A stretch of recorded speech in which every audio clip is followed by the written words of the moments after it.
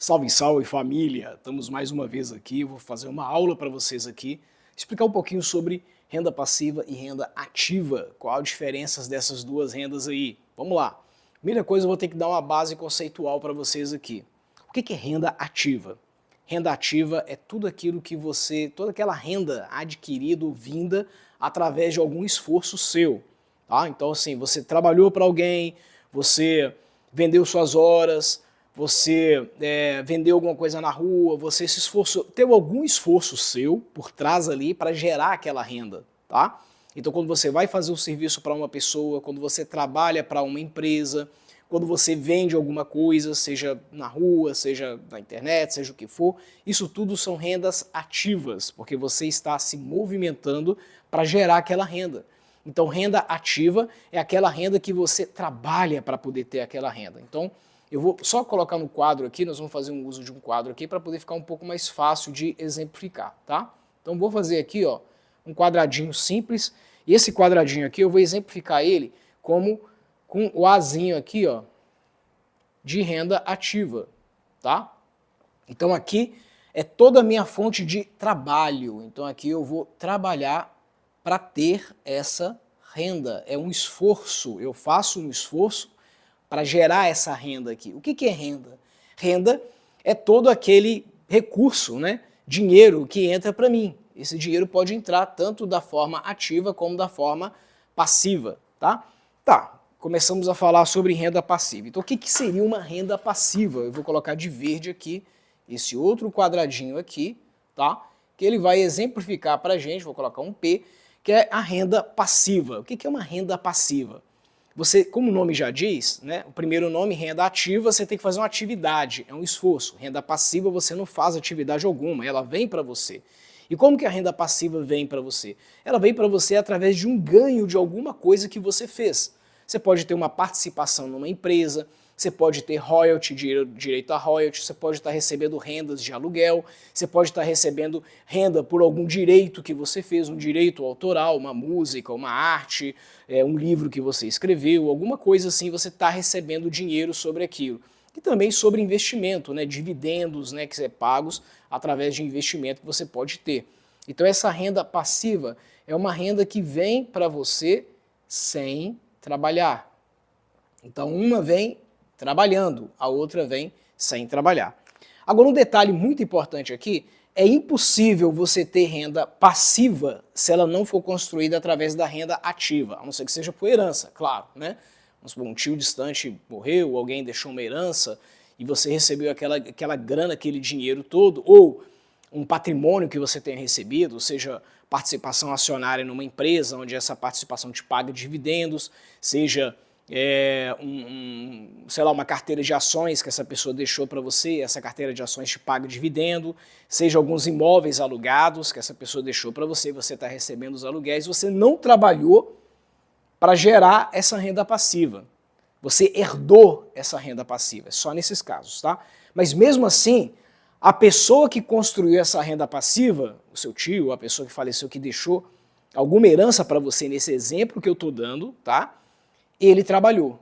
Ele trabalhou e deve ter trabalhado muito, deve ter suado muito para construir aquele patrimônio, para construir aquela renda ativa, ou aquele conjunto, né, de renda ativa, e para poder deixar aquilo como herança, tá? Mas a renda passiva se constrói através da renda ativa. Então você usa renda ativa para construir renda passiva. Como é que isso é feito? Isso é feito o seguinte, geralmente as pessoas trabalham, né? E parte do dinheiro dessas pessoas, dependendo de quanto essa pessoa ganha, do custo de vida dessa pessoa, mas parte do dinheiro dessa pessoa vai para poder bancar o seu custo de vida. Se a gente não tiver consciência de construir renda passiva ao longo do caminho, ao longo da nossa vida, a vida passa, nós chegamos facilmente, gente, aos 60 anos, tá? Pode ter certeza que os 60 chega assim, ó, muito rápido. E nos 60 anos, nós não temos tanta energia quanto a gente tinha com 30, com 20, né? A gente ainda tem energia, a gente ainda tem vigor, né? Aqui nos Estados Unidos é muito comum você chegar em lojas como Dollar Tree, por exemplo, e ver velhinhos lá no caixa, ver pessoas trabalhando, Walmart, né? Tem muito disso também, muitos senhores de idade trabalhando, Target, várias lojas aqui, Ross, que você vê senhores de idade, pessoas trabalhando, tá? E é normal isso, né? Agora, se você foca muito em renda ativa, ou seja, você não tem consciência, isso que eu estou fazendo aqui com você, despertar a consciência para a existência e os benefícios de uma renda passiva, você está à mercê de trabalhar até a sua velhice, tá? Então existem pessoas que trabalham até hoje na velhice, sim. Por quê? Porque não conscientizaram e não construíram renda passiva, tá?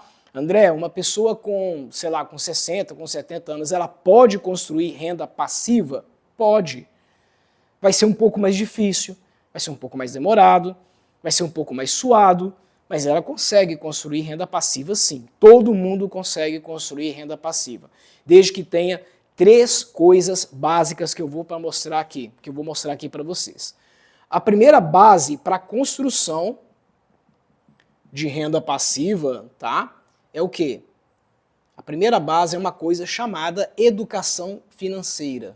Então, educação vou colocar assim para ficar abreviado, tá? Para ficar melhor. Educação financeira. Esse é meu tá muito feio, né? Gente, eu não sou muito bom de escrever, minha letra não é muito boa não, tá? Então, vou tentar fazer o meu melhor aqui. Educação financeira. É a primeira coisa que você tem que ter. E o que é educação financeira? A gente poderia chamar de alfabetização financeira, vai, porque educação é muito abrangente, né?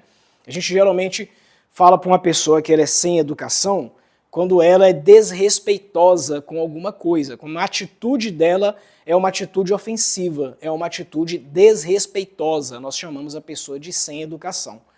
Mas uma pessoa sem educação também é uma pessoa não alfabetizada. Então, falar educação financeira é um guarda-chuva muito grande, percebem isso? Que vai abranger tanto o comportamento quanto instrução. E o meu foco aqui é instrução, não é tanto em comportamento. Depois a gente fala sobre comportamento, tá? Mas a educação é legal porque ela abrange os dois, né? Então, pode ter um advogado, um médico, um engenheiro, são pessoas que têm instrução, você concorda comigo? Eles estudaram, formaram para ser engenheiro, eu sou engenheiro de formação, tá? Mas eu estudei, eu tive instrução, tá? O médico estudou, teve instrução, o advogado estudou, teve instrução, a enfermeira e assim sucessivamente, ok? Então, eles estudaram, eles têm formação, tá? Eles têm instrução naquela área deles que eles se formaram lá. Ok, isso quer dizer o quê? Que eles têm educação? Parcialmente sim, porque eles têm instrução. Agora, se o comportamento deles é rude, se eles não respeitam as pessoas, se tem pessoas que têm esse tipo de formação e são pessoas ofensivas, a gente normalmente, pelo comportamento dessa pessoa, nós chamamos ela de sem educação. Concorda comigo? Então, uma pessoa sem educação, a gente fala, ih, que pessoa mais sem educação? É uma pessoa que não respeita quem está perto. Faz uma atitude ou faz alguma coisa que ofende de alguma forma as pessoas que estão ali, ok? Então é considerado uma pessoa sem educação. Quer dizer então que o cara é engenheiro, ele não tem educação? Sim, ele tem educação instrutiva. Ele não tem educação comportamental, é diferente, tá? Então a educação é um guarda-chuva muito grande. Por isso que a gente chama de educação financeira. Porque isso aqui, gente, é um conjunto de instrução mais comportamento. Então isso é muito importante aqui, tá? Então a educação financeira, se eu fosse você, desculpa, eu esqueci de avisar no começo da aula, pausa agora essa aula aqui, pega um caderno e um lápis, vai anotando tudo que eu estou falando aqui, tá? Não falta não, olha só, eu sempre tenho comigo aqui, ó, um caderninho com uma caneta, com um lápis, em qualquer lugar eu tenho, tá? Porque eu vivo estudando, eu vivo pesquisando, eu vivo aprendendo, inclusive, com os meus comportamentos, e aí tudo para mim é aula na minha vida, tá? Tudo para mim é uma instrução e um aprendizado, e eu sempre estou aprendendo isso, ok? Então, educação financeira é instrução, ou seja, uma formação, um conhecimento, alguma coisa que você tem, mais o que, gente? Comportamento. Vou dar um exemplo aqui, tá? Se eu entendo de taxa de juros, por exemplo, eu entendo de juros compostos, né? O que é o juro composto? O juro composto é aquele juro que joga, por isso que o trocadilho tive dificuldade de falar aqui, mas é aquele juro que joga a favor de quem o aplica e contra quem foi aplicado. Exemplo, você compra um carro financiado, tá? No Brasil, juros compostos tá em tudo, tá? Tá em casa, carro, tá em tudo. Cartão de crédito, tudo tem juro composto, ok? Você compra um carro, né? Você que aplicou para comprar aquele carro, você é o aplicante. está sendo aplicado sobre você o juro composto. Você entendeu isso? Então, se eu estou comprando um carro, eu estou aplicando para a compra daquele carro. Quem é o aplicante? Eu. Eu estou aplicando para a compra daquele carro. Logo, o juro composto vai ser aplicado sobre quem? Sobre mim. Quem está aplicando? Então, eu sou o aplicante. O juro composto joga contra mim, porque eu que pago as prestações. No final do pagamento daquele carro, eu paguei 2 carros e meio, 1 carro e meio, sei lá. Mas eu paguei muito mais do que o valor de mercado do carro, fora que o carro é um bem que deprecia com o tempo. Então comprar carro financiado, ainda mais sob juros compostos, cara, é a pior negociação que você faz. Porque o carro hoje vale, vamos supor, 100 mil reais, e você financia esse carro em 5 anos, no final dos 5 anos, esse carro deve estar valendo quanto? 70 mil reais, por exemplo, no bom sentido, tá? No melhor das hipóteses, mas você pagou 200 mil. Então você pagou 3 vezes o valor do carro final, que é o valor venal que a gente chama, ok? Depois a gente explica melhor um pouquinho isso aí. Mas isso é só para você entender. Quando eu tenho educação financeira, eu tenho instrução mais comportamento. Significa o seguinte, eu entendo os juros compostos, então eu sei fazer conta. Eu pego a minha calculadora, vou pegar aqui, ó, essa calculadora aqui, eu recomendo que quem aprender a usar, use, tá? Que ela é ótima para juros compostos, é uma calculadora financeira. Essa aqui é a HP 12C, tá? Depois eu coloco algum link, alguma coisa assim dela aqui, tá? É muito importante você aprender a usar uma calculadora financeira, ok? Para você poder aprender a fazer cálculos de juros, etc. Ela funciona um pouco diferente, atrás dela no verso tem, inclusive, umas formulazinhas, né, que te ajudam a usar, mas esse não é o foco aqui do vídeo não, tá? Para não ficar uma coisa muito complexa, porque tem muita gente que não vai entender o que eu vou falar aqui, perfeito? Mas eu vou tentar falar de uma forma mais simples possível para todo mundo poder entender. Então, se eu tenho instrução na minha educação financeira, por exemplo, eu sei usar uma calculadora financeira, a HP 12C. Eu sei usar a calculadora financeira.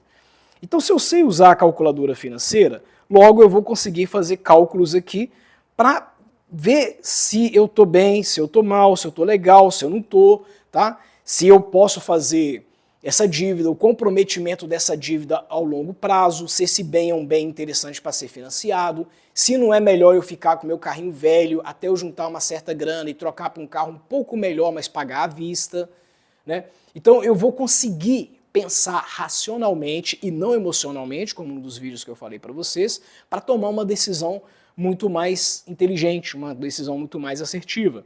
Então eu não consigo tomar uma decisão com inteligência, com assertividade, se eu não tiver uma coisa chamada instrução.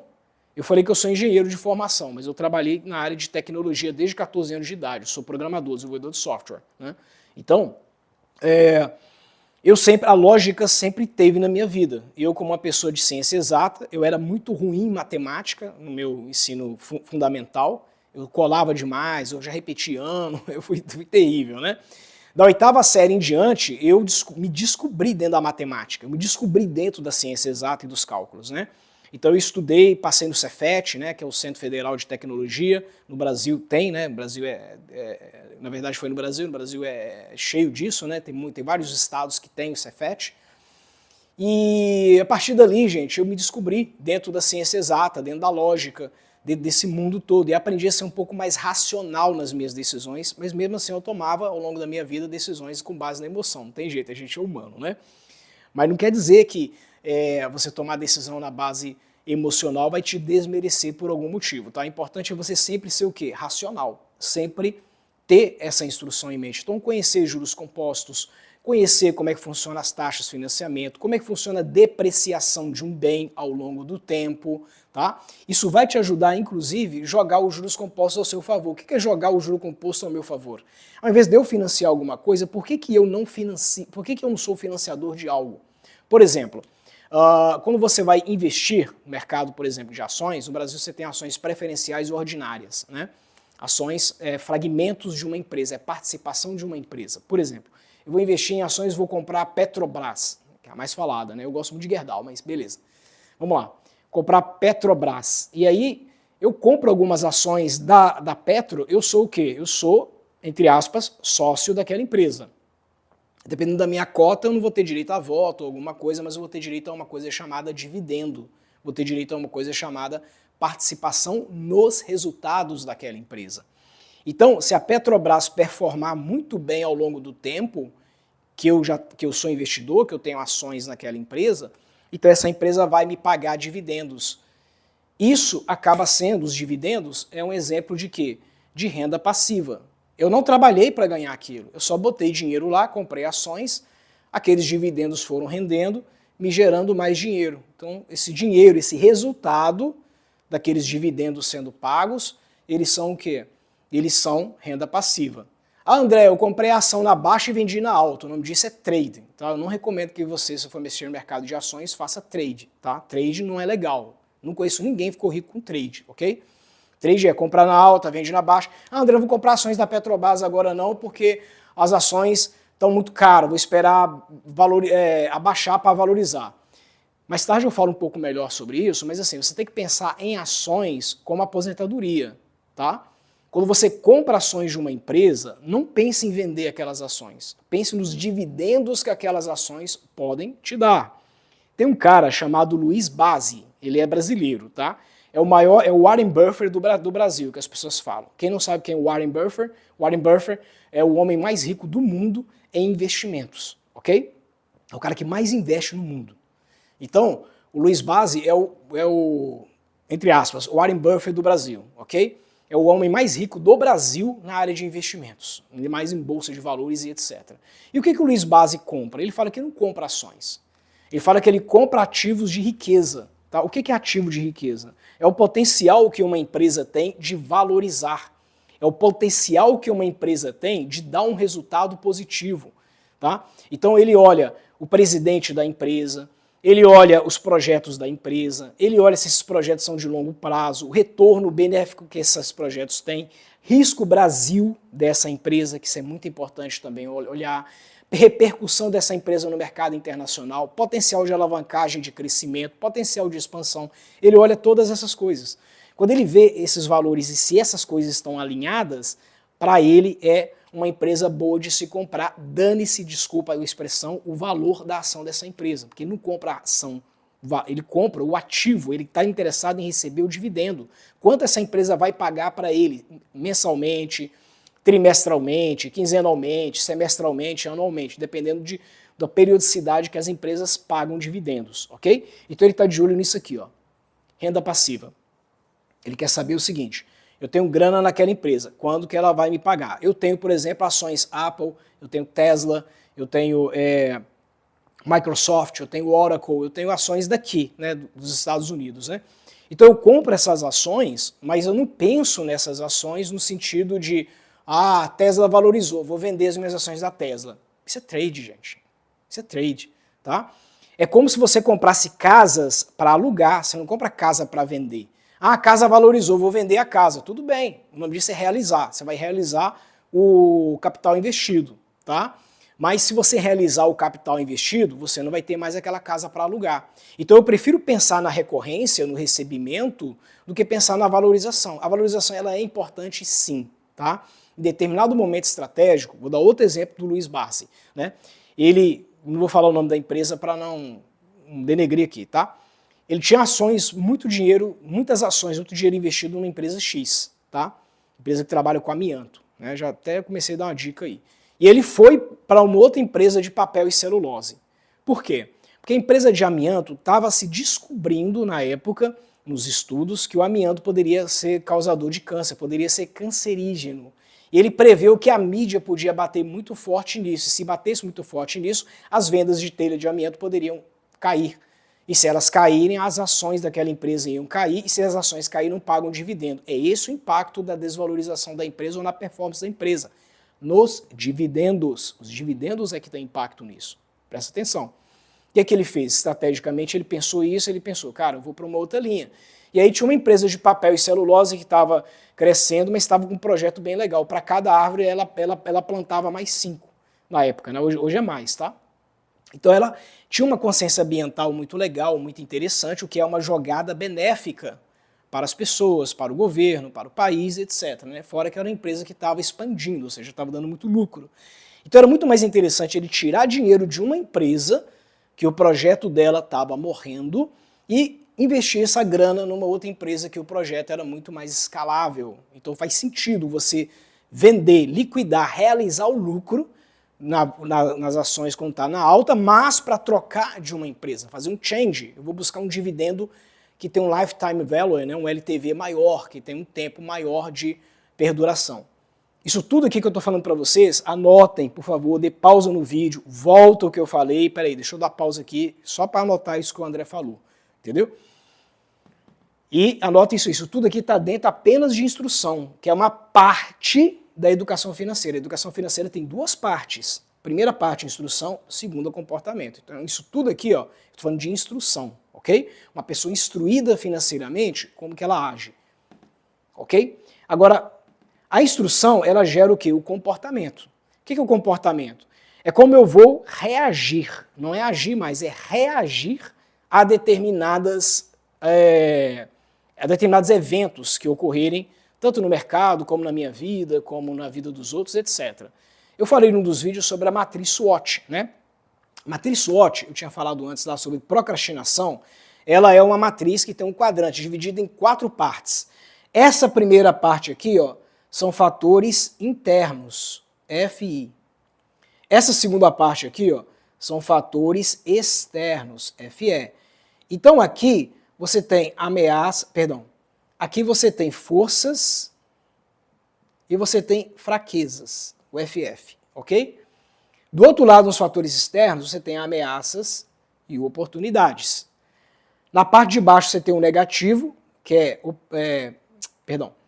na parte de baixo aqui você tem o que você vai atacar, tá? Então assim, se eu tenho fraqueza, tá? O que eu vou fazer? Eu vou melhorar essa fraqueza, eu vou potencializar a minha fraqueza, ok? E se eu tenho oportunidades, o que eu vou fazer? Eu vou explorar as minhas oportunidades, tá?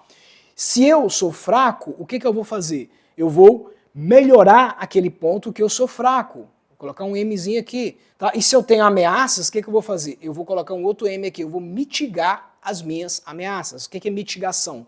Mitigação é uma ação precedente, um passo antes que você faz de alguma coisa acontecer. Então o que o Warren Buffett fez? O Warren Buffett, nesse caso dessa ameaça aqui, que ele mitigou, o que ele fez? Ele tirou as ações da empresa X de amianto e investiu na empresa Y de papel e celulose, ok? Que foi muito mais interessante para ele poder estar fazendo isso aqui.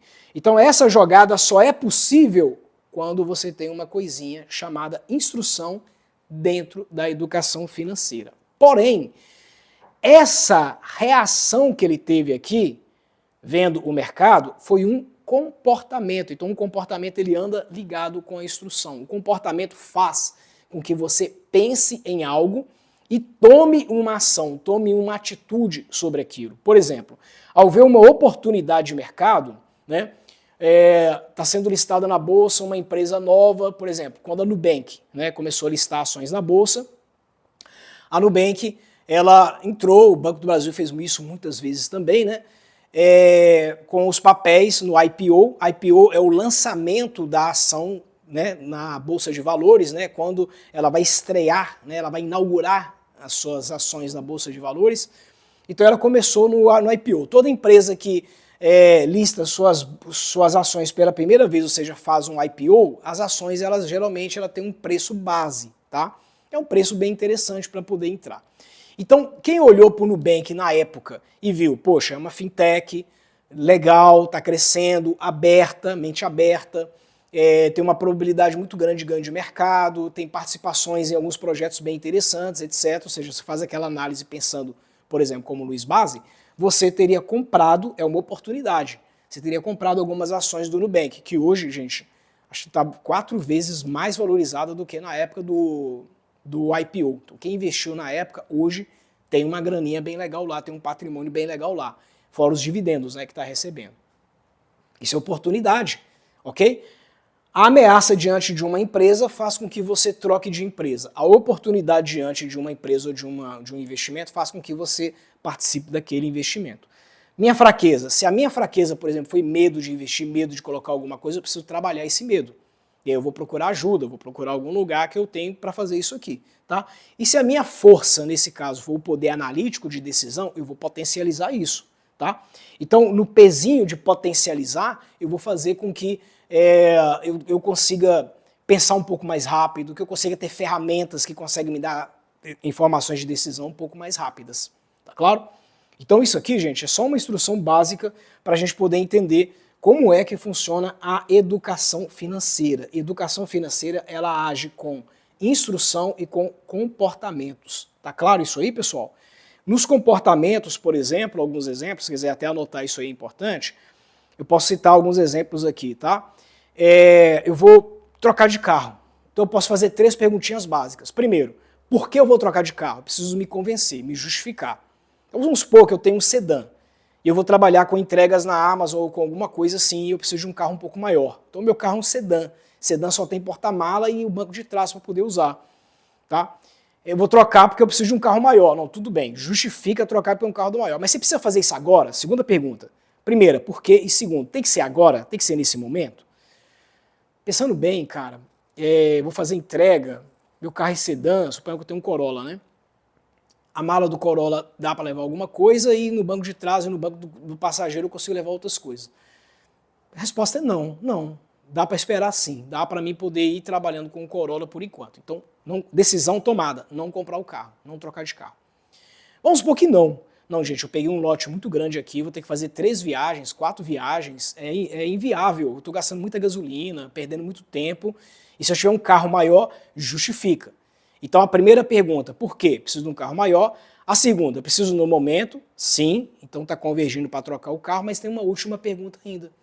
Eu compro ou eu alugo? Como eu vou adquirir esse carro? Eu consigo, qual a forma mais econômica que tem de eu resolver esse problema? Então se eu alugar um carro com a capacidade um pouco maior, vamos supor que essas entregas grandes são temporárias, não justifica eu comprar um carro grande e ficar pagando esse carro por muito tempo, sendo que eu vou fazer 3, 4 meses de operação com esse carro, certo? Então não vale a pena. Então valeria a pena alugar esse carro, né? Então são algumas decisões, a gente chama de árvore de decisão analítica.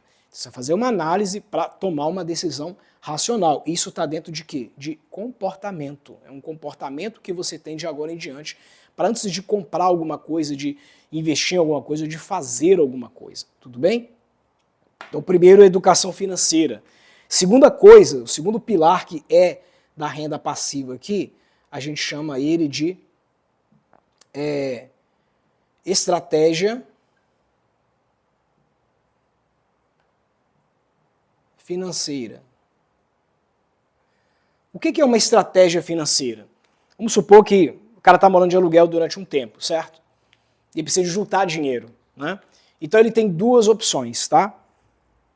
Ou ele vai para um aluguel mais barato, aluga uma coisa mais barata, ou ele compra uma casa financiada, porque por ele estar pagando as prestações, esse bem um dia vai ser dele, esse patrimônio um dia vai ser dele.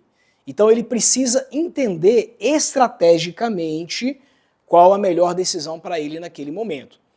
Então, por exemplo, suponhamos que ele opta, que ele entenda, né? Não, eu vou sair desse aluguel, vou para um aluguel mais barato, só que vai me sobrar mais dinheiro, eu vou capitalizar esse dinheiro para gerar uma renda passiva, com essa renda passiva eu consigo bancar a minha casa própria. É uma estratégia. Ou não. Ou ele pensa o seguinte, para mim é mais interessante financiar a minha casa agora, pensando estrategicamente, porque se eu financiar a minha casa agora, esse dinheiro que eu deveria estar pagando aluguel, eu estou pagando a minha casa. E qualquer problema que tiver, eu vendo o ágio dessa casa, recupero parte do dinheiro investido, coisa que é impossível de fazer no meu aluguel. Ele pensou de forma o quê? Estratégica. Ok? Então a estratégia financeira, ela tem um pilar muito importante, que é o pilar analítico. Tá? Ela vai fazer análise. Então é o pilar analítico. A pessoa analítica, ela pensa de forma estratégica antes de tomar as decisões. Percebe que está tudo interligado? Porque analítico está ligado a quê? A comportamento. E você não consegue ser um cara analítico se você não tiver o quê? A instrução. Ok? Então a estratégia financeira vai te dar esse pilar sólido e forte para você poder construir sua renda ativa. Ok? E aqui, eu tenho aqui um terceiro pilar, né, que é da área financeira também, que eu não vou conseguir, vamos dizer assim, avançar ou pensar estrategicamente ou tomar alguma atitude, tá? Se eu não for um cara de consciência das minhas finanças, entender como que as minhas finanças andam, for um cara de gestão financeira. Então, se eu não conseguir entender das minhas finanças, não saber como é que as minhas finanças funcionam, eu não vou ser um cara que vai ter sucesso, tá? Que vai conseguir criar um patrimônio, conseguir criar alguma coisa. Então, dentro da gestão financeira aqui, a primeira coisa que você tem que pensar é o seguinte: como anda a minha saúde financeira, a minha vida financeira? Então, isso aqui você vai ter um olhar clínico.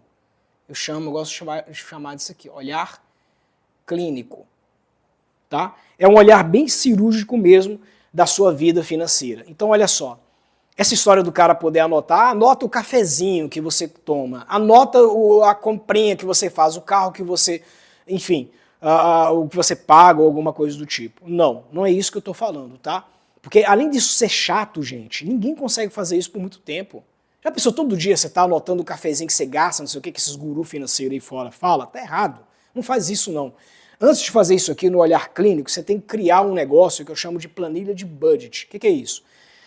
Você pode criar uma planilha e nessa planilha você vai dividir ela em grupos, tá? Eu gosto de dividir geralmente em 4 grupos, né? O primeiro grupo que eu coloco aqui, o nome é bem estranho, mas é esse mesmo, tá? É o grupo da sobrevivência. O que é o grupo da sobrevivência? Água, luz, aluguel, comida. Pronto, esses 4 aqui são básicos e essenciais para o ser humano sobreviver. Você sobrevive sem carro, você sobrevive sem internet, você sobrevive sem telefone, você sobrevive sem TV a cabo, mas, cara, você precisa ter água para tomar banho, para fazer comida, para tomar, né? Você precisa de luz, tá? Para funcionar um eletrodoméstico, para ligar uma geladeira, né? Para ter luz à noite, né? Enfim, tomar um banho, às vezes um banho quente, tá? Você precisa de quê? De um lugar para morar. Aluguel, é o básico necessário, você tem que morar em algum lugar, seja um aluguel, seja uma prestação de uma casa, seja se você mora de favor e ajuda a pessoa, contribui com alguma coisa, né? E você precisa de comida, gente. Quem vai viver sem comida? Isso aqui é básico, então eu chamo de sobrevivência, que esses itens básicos, tá? Quiser anotar isso aqui, anota. Grupo da sobrevivência são esses 4 elementos fundamentais aqui. Pausa o vídeo e anota isso aí, ok? Você tem um outro grupo que eu chamo aqui, que é um grupo dos elementos principais, tá? Ele já não entra na sobrevivência, mas ele é importante. Que entra aqui combustível, entra aqui internet, entra aqui telefone, entra aqui algum plano, algum serviço que você faz, um plano de saúde, alguma coisa que você tenha que para você é importante, ok? Aqui você tem, depois dos elementares aqui, ó, você tem os básicos ou superficiais, tá? Que aqui vai entrar, por exemplo, um curso que você está fazendo, né, uma melhoria, uma extensão de alguma coisa, um aluguel de uma máquina, um equipamento que você paga, né, para fazer algo que você precisa, entra aqui uma academia que você faz, que você malha, etc. Então percebe que nessa planilha é como se fosse a pirâmide de Maslow. Já ouviram falar? Coloca no Google, por favor, depois, tá? Pesquisa sobre a pirâmide de Maslow, ok? Então, a pirâmide de Maslow é necessidades básicas, depois vem necessidades fundamentais, depois vem necessidades elementares, depois vem supérfluo, né? Vai subindo. Aqui é a mesma coisa, tá? Aqui embaixo vem os mais supérfluos, que eu chamo, tá? Que é uma viagem, poupar para uma viagem, um lazer, cinema, tá? Um almoço em família no fim de semana, um churrasco, alguma coisa que você fizer, beleza? Então é assim que eu faço. E cada um desses caras aqui, ó, eu distribuo um orçamento, eu distribuo um valor, ok? Então, quando eu falo de gestão financeira, de você ter um olhar clínico, tá? É justamente isso aqui. É você olhar para o seu dinheiro, olhar para a sua vida e falar o seguinte: o que eu preciso hoje? Tá. Então, na minha sobrevivência, por exemplo, vamos supor aqui que eu preciso de R$800 na minha sobrevivência, tá? R$800. Se eu ganho um salário mínimo, que é 1.400, tirando mais alguma coisa, deve dar uns 1.200 líquido, vai me sobrar ainda R$400. Os R$400 eu tento encaixar aqui, nesse cara aqui, ok?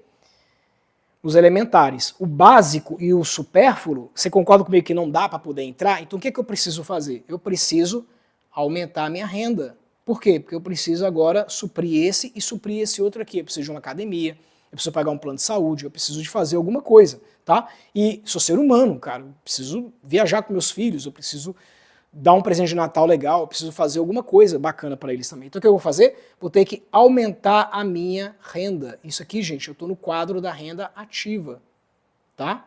Então eu tenho que aumentar a minha renda ativa, eu tenho que melhorar isso aqui de alguma forma. Por quê? Até porque você vai precisar também de fazer investimentos, tá?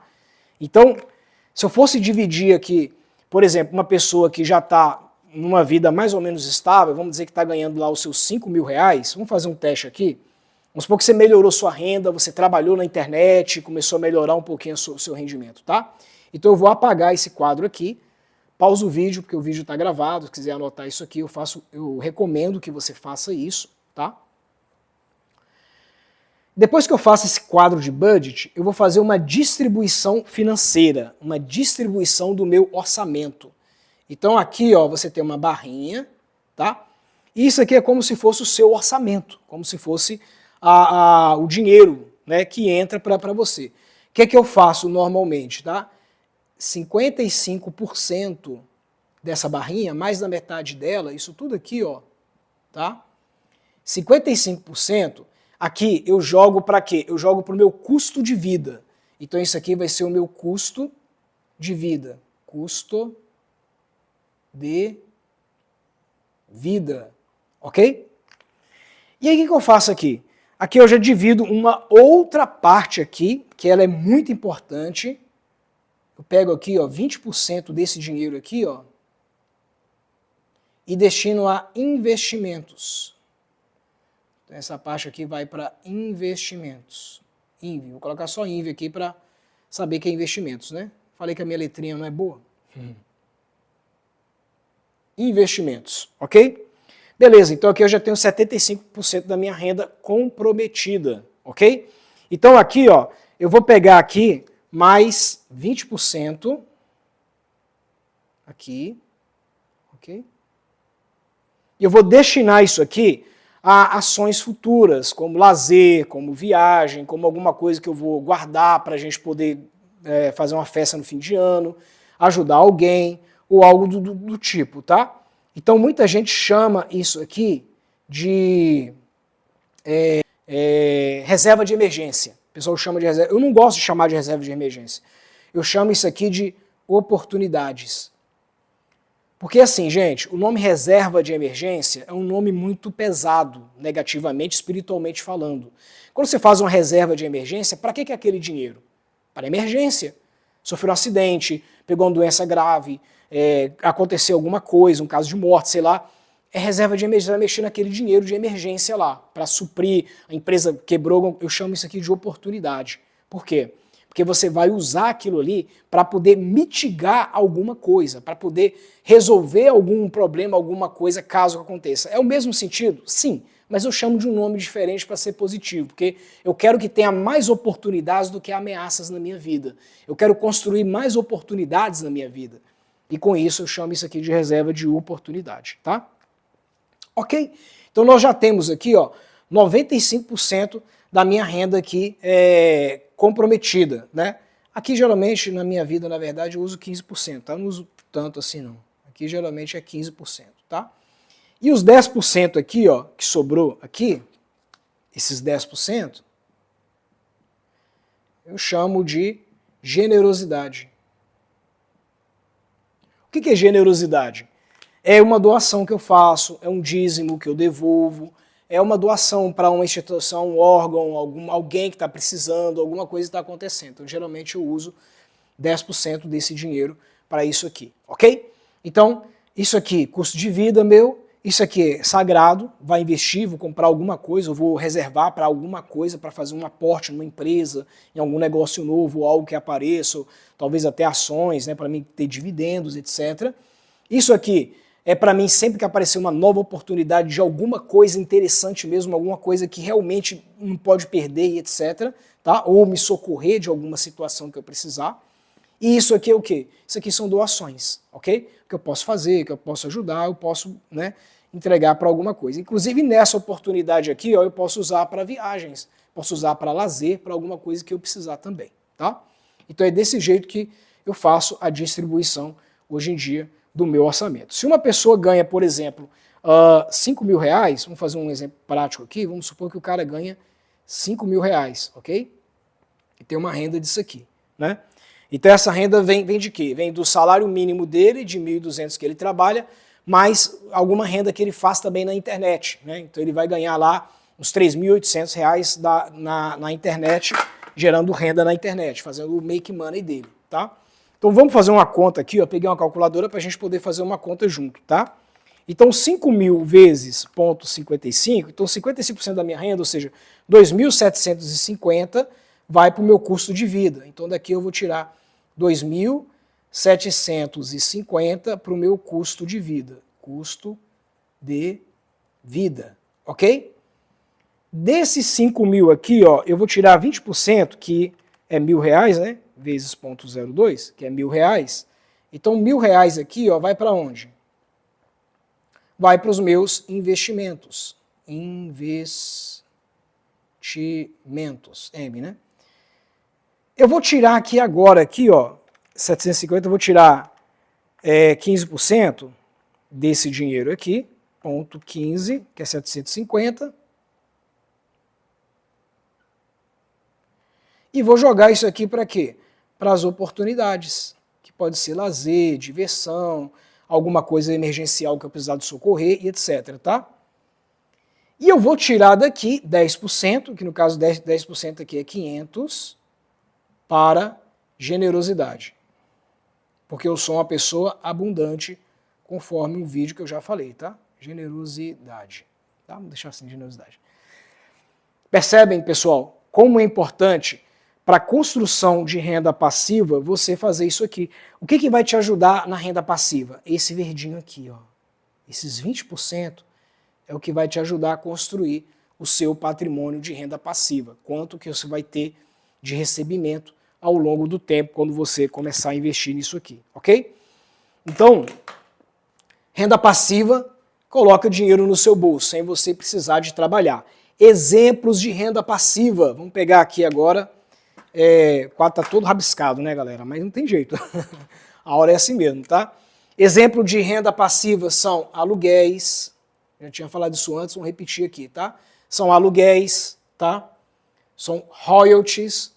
Alguém sabe o que é royalty? Royalty é quando você recebe algo por alguma participação que você tenha. Então você conseguiu construir uma fórmula para um vírus, para combater alguma coisa, você escreveu uma letra de uma música que o pessoal, para tocar, tem que te pagar um licenciamento, você desenvolveu um software que para o pessoal usar tem que te pagar uma licença de uso, você desenvolveu uma marca ou um nome, para você usar esse nome, você tem que pagar para o autor, para o cara que registrou aquele direito autoral, tá? Então, é um pagamento de um título, né, de um direito autoral que alguém tem, tá? Então, outro exemplo aqui que você tem aqui de renda passiva que você pode ter são dividendos, né? Eu já falei muito dos dividendos aqui através de ações que você pode estar recebendo aqui, tá? Outra coisa também aqui, você pode ter participações, a gente chama de participações corporativas, mas tem um outro nome um pouco mais amigável que eu não estou lembrando agora aqui, tá? Que são o quê? Você é sócio de alguém, você é coprodutor de alguém, eu vou falar sobre isso, tá? Sobre coprodução na nossa reunião online, ok? Então você tem essa participação, isso é uma renda passiva, ok? Então, isso aqui são alguns exemplos que eu estou jogando aqui que você pode ter de renda passiva. Perfeito, pessoal? Então, o que eu queria passar para vocês é isso, tá? Desculpa a bagunça que ficou aqui, mas vai pausando o vídeo, vai pausando a aula aí para você poder entender exatamente como é que funciona. Mas é muito importante você conseguir construir, e se você não tiver renda suficiente, conforme o exemplo que eu dei aqui, tá? Não tiver uma renda que dê suficiência para você poder quebrar ela nessas partes e trabalhar a sua vida dessa forma, você vai ter que construir essa renda. É uma renda ativa, tá? É um trabalho, é um esforço, é um serviço. Então o que eu vou mostrar na reunião? Vou mostrar na reunião exatamente como através de renda ativa você pode construir também renda passiva. E não é com investimento, tá? É através da internet, é ganhando, criando algumas coisas que eu vou mostrar para você dentro da internet. Isso vai permitir que você gere renda, que você tenha alguma renda, que você faça alguma renda. Isso vai fazer com que você maximize a renda. Agora eu quero trazer 3 informações importantes aqui para você. Primeiro, pessoal, nada de graça, tudo tem um esforço. Se você não empregar uma coisa que eu falei num dos vídeos, né, que é a dupla que eu gosto muito, que é a disciplina e a persistência, você nunca vai chegar a lugar nenhum. Então não é de graça, tá? Você tem que se esforçar, você tem que se comprometer, você tem que ter disciplina e tem que ter persistência. Disciplina, eu vou fazer isso, por exemplo, suponha que você chega do trabalho 8 horas da noite, sei lá, 9 horas da noite, né? Então de 9 até 11 horas da noite eu vou me dedicar a isso aqui, eu vou estudar isso aqui, eu vou ler sobre isso aqui, eu vou aprender isso aqui, eu vou aplicar isso aqui. E você faz religiosamente todos os dias naquele horário, como se fosse uma academia que você vai, que tem um horário certo para você poder ir fazer. Disciplina, tá? Persistência, ou seja, estou passando mal, hoje não está legal, cheguei atrasado, não sei o quê, mas você faz, você é persistente, você, mesmo chovendo canivete, mesmo passando mal, mesmo tendo problema, você faz, porque você é uma pessoa persistente. Se você não for disciplinado e persistente, você não consegue. Então a primeira coisa, nada é de graça, tem esforço de sua parte. Segunda coisa, comprometimento, tá ligado ao primeiro. O que é comprometimento? Se eu pago uma academia, por exemplo, para ir, eu me comprometi com a academia, concorda? Estou pagando a academia. Mas eu também me comprometi comigo mesmo. Porque se eu não for na academia, eu estou desperdiçando aquele dinheiro. Concorda comigo? Aquele dinheiro podia ser aplicado em outra coisa. Mas eu não estou indo na academia. Se você não está indo na academia, então você está sendo infiel com você mesmo. Você está tirando o compromisso que você tem consigo mesmo de ir na academia. Então, mesmo cansado, mesmo difícil, mesmo doente, mesmo com problema, né?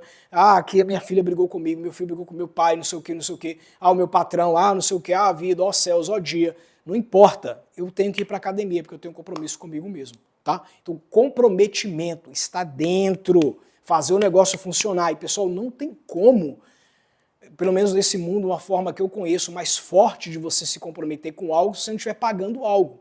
Então, se eu estou pagando a academia, se eu não for, minha consciência vai pesar. Pelo menos eu sou assim, vai pesar, vai falar, cara, não fui.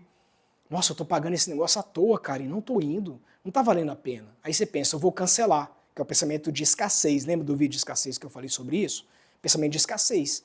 Eu vou cancelar. Não, você tem que ter pensamento de abundância. Cara, eu vou, mesmo assim. Eu sou uma pessoa disciplinada e sou persistente, que é o que eu falei no número 1, certo? Que é o pilar número 1. Ser persistente e ser disciplinado. Então, eu sou uma pessoa disciplinada e persistente. Então, eu vou me comprometer comigo mesmo, que é o pilar número 2. Eu vou fazer isso acontecer. Eu vou fazer isso valer. Eu não vou desperdiçar o meu dinheiro. Se você comprou um curso, se você entrou na faculdade, se você pagou alguém para fazer um serviço para você, alguma coisa do tipo, cara, você está comprometido com aquela pessoa. Eu paguei um cara para reformar a minha casa. Dinheiro sai do meu bolso. Eu vou ter que acompanhar. Se ele está fazendo o serviço direito, se ele está entregando, se ele está comprometido realmente com aquilo que eu estou fazendo. Porque quando o cara vê que eu estou em cima, tá? Que eu estou cobrando, que eu estou vendo, que eu estou analisando, ele está vendo que eu estou comprometido com aquilo. Raramente ele vai vacilar com alguma coisa, com alguma entrega. Não é verdade? Se eu comprei um curso e o cara entregou o curso, eu não assisti, eu não vi, a culpa não é do cara, velho, a culpa é minha, que eu não me comprometi. Eu vou acordar de madrugada, eu vou fazer esse curso, eu vou acordar 1 hora mais cedo todo dia, mas eu vou fazer esse curso, eu vou ler, vou entender e vou aplicar, tá? Então a terceira aqui, ó, seja um praticante, pratique, tá? Então você, além de você ter disciplina e comprometimento, tá? Você tem que ter o quê? Você tem que ser uma pessoa executora, você tem que praticar as coisas que chegam para você. Então isso aqui, gente, que eu coloquei para você aqui, ó, tenta praticar isso aqui, tenta distribuir. André, minha renda não é suficiente, meu custo de vida de um salário mínimo, por exemplo, vai dar 650. 650 eu não pago o meu aluguel, não pago a minha vida, o que eu tenho. Cara, você vai ter que aumentar a sua renda, aqui ó, renda para cima, aumenta a sua renda. Você vai ter que aumentar a sua renda, vai ter que procurar uma forma de aumentar a sua renda. E é isso que eu vou falar na reunião que nós vamos divulgar aí no grupo, ok? Então espero que tenha ficado claro. Qualquer dúvida que você tiver, coloque nos comentários, pode colocar tanto nos comentários desse vídeo, como lá no nosso grupo também, tá? Para a gente poder te esclarecer, ok? Eu provavelmente, e muita gente não vai ver esse vídeo até o fim, e se ver esse vídeo até o fim, talvez não vai entender o que eu vou falar agora, nesse momento. Provavelmente, muita gente não vai entender o que eu falei aqui, não vai entender o que eu mostrei aqui. Por dois motivos. Primeiro motivo, porque não presta atenção, e segundo motivo, não voltou para rever. Tá? Isso aconteceu nos vídeos que nós colocamos no grupo lá. Muita gente, depois que eu postei os vídeos, falou, depois de muito tempo, tá, que eu postei, viu? Aí eu não entendi nada, aí eu não sei do que é esse grupo, eu não sei o que eu tô fazendo aqui, aí eu não sei o que ele vai falar, não sei o que, e tá tudo explicado nos vídeos. A prova de quê? Que não vê o vídeo, não presta atenção. Sabe o que a palavra de Deus diz sobre isso? Meu povo morreu, padeceu por falta de conhecimento. Meu povo padeceu por falta de conhecimento. Gente, o conhecimento está aqui, eu estou entregando o conhecimento para vocês, eu entreguei o conhecimento no vídeo. E tem gente errando ainda. E vai errar a vida toda, então não importa o que eu faça por essas pessoas. Não importa como eu entrego, como eu desenho, como eu explico para essas pessoas, não vai funcionar. Porque é questão de mentalidade. Eu estou querendo fazer um vídeo sobre mentalidade para poder explicar isso também, tá? Mas pobreza, gente, pobreza não é condição financeira. Pobreza é condição de mentalidade. O cara que tem a mentalidade tapada, fechada, que não quer se abrir, que não quer entender as coisas, que não gosta de ler, que não se compromete, que não é disciplinado, tá? Esse cara, esse comportamento é um comportamento resultante de uma mente pobre, de uma mente escassa. Então a pessoa que tem uma mente pobre, ela tem resultados pobres. Ela não tem resultado. A pessoa que tem uma mente abundante, ela tem resultados abundantes. Ela tem resultado, ok? Só estou puxando a orelha de ninguém de forma imperativa, né? Eu estou fazendo isso de forma proposital, mas para trazer esse alerta, ok? Se você não entendeu, eu sou assim, gente, eu leio vários livros, tem muitos livros que eu leio, a maioria dos meus livros são em inglês. Então, por exemplo, eu estou acabando de ler esse livro aqui, ó, Copywriting, do Jim Edwards, né? Os livros são em inglês. Aqui, ó. Eu me esforço, porque esse conteúdo aqui, ó, esse material que o Jim, por exemplo, ensina, dos livros que eu leio aqui, você não acha isso aqui em português. Você não acha isso aqui em meio brasileiro. Eu vivo hoje num país de primeiro mundo, que é os Estados Unidos, mas eu tento desfrutar do melhor dessa terra, como a palavra de Deus ensina. Então, eu não quero padecer por falta de conhecimento. E se eu não entender o que está nesse livro aqui, eu vou ler 2, 3, 4, 5, 6 vezes, não interessa, quantas vezes forem necessárias. Para mim aprender a mexer nessa calculadorazinha aqui, ó, quem conhece a HP 12C, calculadora financeira, sabe que não é fácil. É complicado mexer nisso aqui. Essa calculadora, você até pode programar nela. Você programa fórmulas nessa calculadora aqui, né? Então por quê? Porque você estuda isso aqui. Meu pai mandou fazer isso, minha mãe mandou fazer isso. Gente, eu estudo por minha conta, eu corro atrás do conhecimento e da informação por minha conta, eu não sou melhor do que ninguém, eu não sou mais inteligente do que ninguém. Acabei de falar para vocês que o meu ensino fundamental, eu reprovei 2 vezes no ensino fundamental. Eu era um cara péssimo de matemática e para onde que eu fui? Ciências exatas, que a base fundamental é o quê? Matemática. Eu era péssimo. Eu reverti isso, eu era adolescente ainda, eu reverti esse mal, eu compensei isso, eu falei, não posso continuar desse jeito. Então, o que eu peço para vocês, tá? Que abram a mente, tá? Abram a mente de vocês. Se não entendeu, volta, reveja, relê, tá? Quem postar conteúdo desse vídeo e falar assim, eu não entendi nada, você vai ter obrigação de dizer, complementar sua frase, eu vi o vídeo 10 vezes e não entendi. Beleza. Talvez tenha conceitos ou alguma coisa que eu coloquei aqui que não ficou claro. Pergunta, entra no privado, pode ser em público também, não tem problema nenhum, pergunta, ok? Agora falar, não entendi nada e não complementar, não falar quantas vezes você viu o vídeo, o que exatamente você não entendeu, dá a entender para mim que você é uma pessoa desatenta. Diante de uma informação dessa, da forma que ela foi entregue, você não prestou atenção, ok? Não tem problema nenhum ter dúvida, não tem problema nenhum você perguntar, mas seja específico. André, eu não entendi a parte aonde você fala, por exemplo, da distribuição de custo de vida. Eu não entendi, André, aquela planilha de budget que estava aqui, que você apagou antes. Eu parei o vídeo, pausei, mas mesmo assim não ficou muito claro para mim. Você está sendo específico, eu vou ter o maior prazer em te ajudar, ok? André, eu não entendi quando você falou de instrução de comportamento, ou de ser analítico, ou de olhar clínico. Você está sendo específico. Eu entendi que você viu o vídeo e não ficou claro para você aqui. Tudo bem? Pode perguntar que eu vou te ajudar. No mais, família, é essa a ideia que eu queria trazer para vocês. São essas informações que eu queria trazer, renda passiva versus renda ativa. Vai ser muito importante você entender isso aqui, porque quando a gente entrar na reunião, alguns conceitos eu quero que vocês já estejam validados, tá? E se vocês quiserem um vídeo que eu falo sobre mentalidade, eu só vou fazer se vocês quiserem. Então coloquem no nosso grupo lá, eu quero o vídeo sobre mentalidade. Coloca desse jeito. Eu quero o vídeo sobre mentalidade. Que eu vou gravar esse vídeo de mentalidade e vou postar lá no grupo para nós, dar para todo mundo. Beleza?